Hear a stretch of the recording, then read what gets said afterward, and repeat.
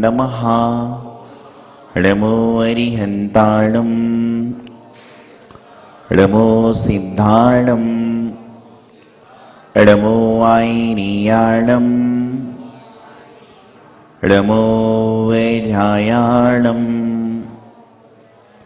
नमो लोये सभ्यसाहुणम्।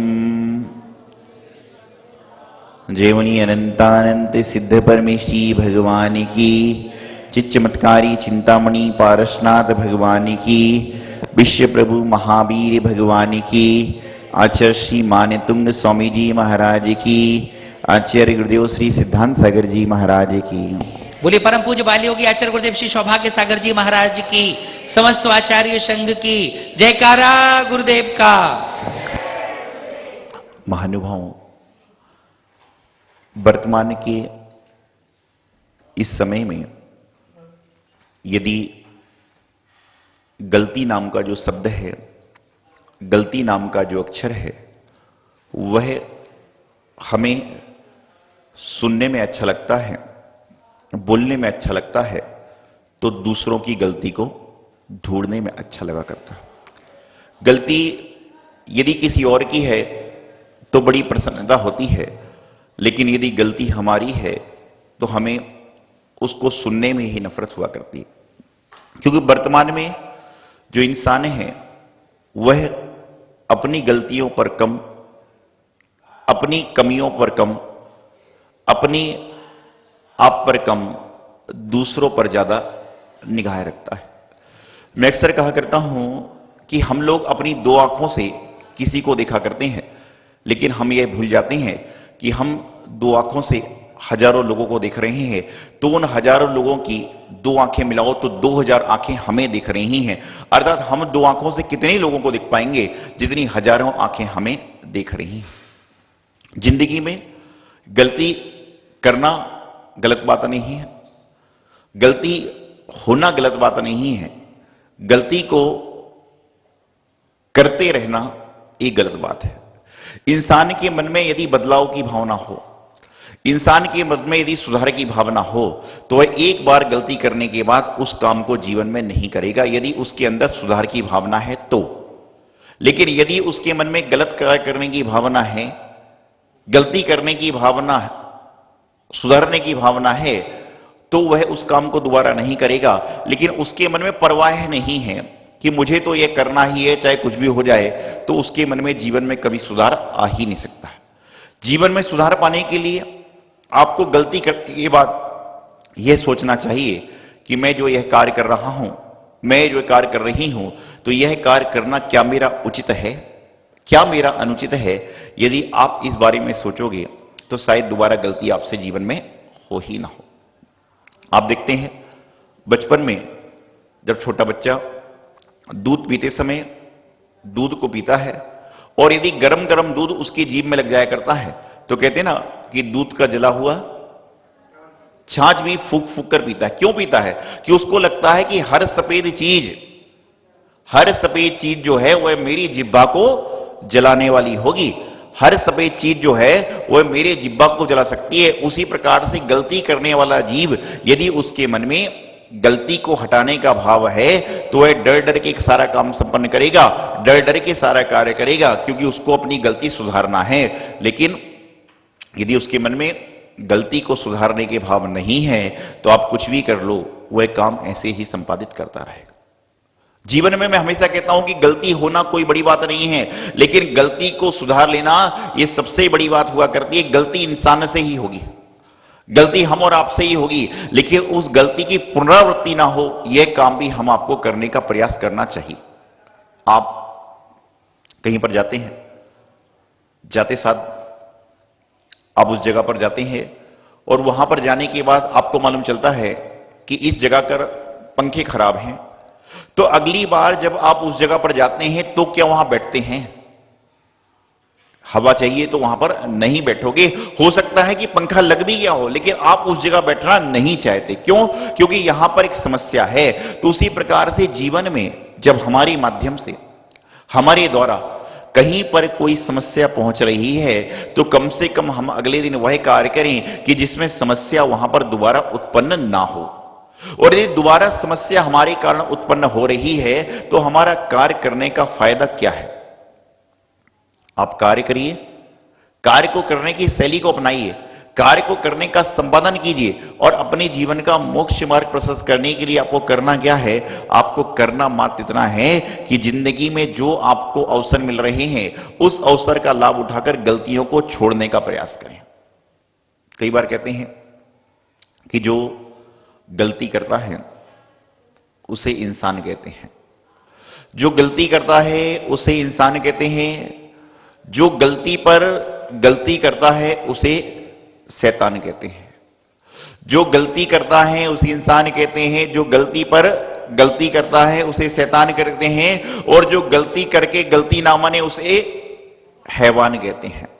जो गलती करता है उसे इंसान कहते हैं, जो गलती करे उसको शैतान कहते हैं, और जो गलती करके ना माने उसे हैवान करते हैं, और जो गलती को छोड़ बैठा है उसे हम पारसनाथ भगवान कहते हैं। कि भगवान बन जाएंगे तो कोई गलती नहीं होगी, लेकिन जब तक भगवान नहीं बने, जब तक जिंदगी में गलतियां चलती रहेंगी, गलतियां चलती रहेंगी, तो उन गलती को रोकने का अब आप विचार कर लिए, इंसान, शैतान, हैवान और भगवान, ये चारों कैटेगरी हैं। इन्हें चारों कैटेगरी में आप हम क्या हैं? ये थर्मामीटर आपके पास में। आप लेस्याओं को बारे में पढ़ते हो, कितनी लेस्याएं होती हैं? 6 लेस्याएं होती हैं। कौन कौन सी? कृष्ण, नील, कापोत और पीत, पद्म और शुक्ल, ये 6 लेस्याएं हुआ करती हैं। इन्हीं 6 लेस्याओं में 3 लेस्याएं इतनी अशुभ हैं, इतनी अशुभ हैं, इतनी अशुभ है कि आदमी क्रोधी है, मायावी है, लोभी है, लालची है, और 3 लेस्याएं इतनी शुभ हैं, इतनी शुभ हैं, इतनी शुभ हैं कि वह क्या करती हैं?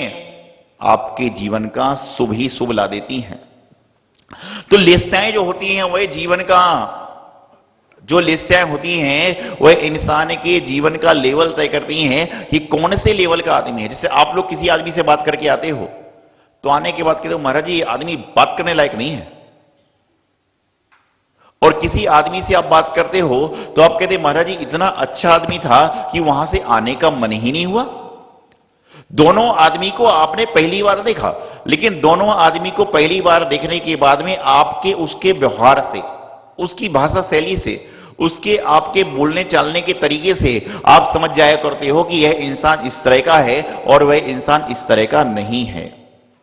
अपने जीवन में गलतियों को करने के साथ में गलतियों को सुधारने का प्रयास करें। आजकल तो क्या होता है, कोई यदि गलती से खांसी भी आ जाए तो क्या बोलते हो? सॉरी कह देते हैं। कोरोना तो 6-8 महीने से चला है, यदि गलती से खांसी आ रही है तो क्या बोलते हैं? रास्ते में चल रहे हैं, किसी को हाथ लग जाए तो क्या बोलते हैं? उसको पता नहीं चल रहा है कि हाथ लग रहा है कि नहीं लग रहा है, लेकिन मैं एक बात कहना हूं कि सचमुच में सॉरी आप उसको बोलते हैं जिससे आपका कोई लेना देना ही नहीं है। अरे सॉरी उससे बोलो जिसको आपके कारण मन में ठेस पहुंच रही है, आपकी गलती करने के कारण जिसको दुख हो रहा है, उससे क्षमा याचना करोगे तो सारा काम संपन्न हो जाएगा। एक व्यक्ति आया, बोले खम्मामी सब जीवाणाम सब्बे जीवा खमंतु में मिट्टी में सब वुदिसु वैरम मज्जम नकेण भी। मैंने कहा बहुत अच्छा। इतने पीछे से एक महिला ही साथ साथ में, बोले महाराज जी इनको एक लाइन और सिखाइए। मैंने कहा क्या? बोले खम्मामी सब जीवाणाम सब्बे जीवा खमंतु में मिट्टी में सब वुदिसु वैरम मज्जम नकेण भी, और परिवार वालों से भी क्षमा रखता हूं। मैंने कहा समझा नहीं है क्या बात है? अरे बोले महाराज जी ये तो सुबह सवा के मंदिर में क्षमा भाव कर लेते हैं, महाराज जी का क्षमा लेके परिवार में कितनी दिक्कत होती है। मैंने कहा मतलब? बोले दुनिया भर से क्षमा याचना कर रहे हैं, दुनिया भर को सब कुछ कर रहे हैं, लेकिन बेटे से कल से बात ही नहीं करी। मैंने पूछा क्यों? बोले उससे कोई शरारत कर दी थी तो नाराज हो गए, उससे 3 महीने से बात नहीं कर रहे हैं। तो बोले इनको समझे। मैंने कहा ये बात तो सही है कि खम्मामी सब जीवाणा मतलब क्या है? सभी जीवों से क्षमा भाव रखता हूं, सभी जीवों के प्रति क्षमा भाव को धारण करता हूं, लेकिन भैया ये बात बिल्कुल सच है कि सॉरी उसको बोला जाता है जिसके प्रति हमने कोई अपराध किया, जिसके प्रति हमने कोई गलत कार्य किया, लेकिन जिससे कोई गलती है ही नहीं उससे सॉरी बोल के उसको माफी मांग के हमें करना क्या है? तो अपने जीवन को अच्छी तरह से व्यतीत करना है। तो गलतियां होना स्वाभाविक है।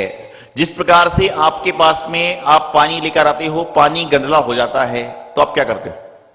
गंदे पानी को आप पी नहीं सकते तो क्या करते हैं बताइएगा? हाथ में यदि आपके मैल लग जाता है तो क्या करते हैं? साबुन आदि से साफ कर लेते हैं। पानी गंदा होता है तो उसको फिटकरी आदि डालकर साफ कर लेते हैं। उसी प्रकार से जीवन में जब गलतियों का आगमन हो जाए तो फिटकरी रूपी कोई ना कोई साबुन डालकर, फिटकरी डालकर, कोयला डालकर, बेसन डालकर, राख डालकर क्या करें, उन गलतियों को साफ करके अपने जीवन को स्वच्छ बनाने का प्रयास करें। आपके हाथ से जब मैल समाप्त हो जाता है तो दोबारा मैल लगता है कि नहीं लगता है? बताइए, लगता है कि नहीं लगता है?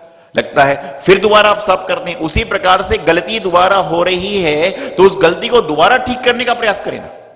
एक बार गलती हो गई है, साफ कर ली, दोबारा गलती होती फिर साफ करने का प्रयास करें, तिबारा गलती होती फिर साफ करने का प्रयास करें। एक ना एक दिन ऐसा आएगा कि आपका जीवन पूर्ण स्वच्छ हो जाएगा, आपके जीवन से पूर्ण रूप से गलतियां समाप्त हो जाएंगी। जिंदगी में प्रयास तो करिए, कभी भाव तो बनाइए, कभी कार्य संपादित तो करिए। जब तक आप अपने जीवन में अच्छे भाव नहीं बनाओगे, अच्छे विचार नहीं करोगे, अच्छी क्रिया को नहीं करोगे तो क्या होगा, कल्याण नहीं हो पाएगा। आप लोग आते हैं, कहते हैं महाराज जी हम त्याग करेंगे। त्याग समझते हैं? त्याग समझते हैं? त्याग। एक बार मैंने एक व्यक्ति से कहा त्याग करिए, वो बोला महाराज जी त्याग है। मैंने कहा त्याग करिए, जोर से बोला त्याग है। मैंने कहा यहां हो,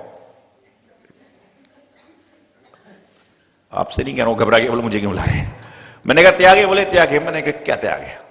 बोले त्याग करने का ही त्याग है। मैंने एक व्यक्ति से कहा त्याग करिए, बोले महाराज त्याग करने का ही त्याग है। क्या संसार है, आप क्या त्याग कर रहे हो, क्या त्याग नहीं कर रहे हो? आप किसको धोखा देने का प्रयास कर रहे हो? 80 साल की माताजी आ रही हैं, कह रही है महाराज जी मैं त्याग लेने के लिए आई हूं।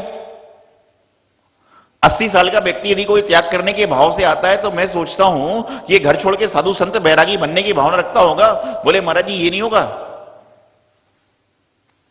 तो मैंने कहा रात्रि भोजन तो त्याग होगा आपका? तो इतने पोता कहता है कि महाराज जी जब तक ये रात को पानी पूरी ना खाए तब तक इसका नींद ही नहीं आती है। मतलब आलू भी हो गया और रात्रि भोजन भी हो गया। तो मैंने धीरे से कहा माता जी त्याग करना क्या चाहती हो, त्याग करना क्या चाहती हो? बोले महाराज जी देखिए मैं तो अपने हिसाब से, अपनी सुविधा से, अपने कार्य से त्याग करती हूं। और बोले मैंने सोच लिया है, बहुत मेरा जीवन निकल गया खाते पीते खाते पीते खाते पीते। मैंने सोचा इतनी बात कर रही, रात्रि भोजन त्याग तो कर नहीं रही है। जीवन निकल गया खाते पीते तो मैं आज महाराज 3 त्याग लूंगी। कितने त्याग लूंगी? 3 त्याग लूंगी। बोले पहला ये त्याग है कि अब मैं अपनी उम्र में अपने पोते का पोता नहीं देखूंगी।